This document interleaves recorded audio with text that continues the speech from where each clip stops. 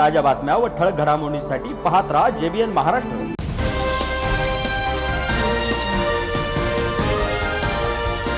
जळगावच्या चोपडा शहरात भेसळयुक्त दूध विक्री होत असल्याचा प्रकार समोर आलाय। डेअरीमधून आणलेलं दूध तापवल्यानंतर रबरासारखं आणि घट्ट झाल्याचं समोर आलंय। रबरासारख्या ताणल्या जात असलेल्या घट्ट झालेल्या दुधाचा हा व्हिडिओ सोशल मीडियावर व्हायरल झाला आहे।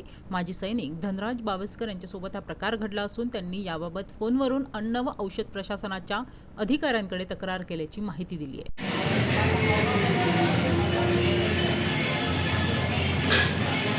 मग तुमने जे नहीं त्याचं नाव ना काही संबंध हा बोला किती लंबी आहे पण ते का कुठून राहिले ते चुटी नाही राहिलं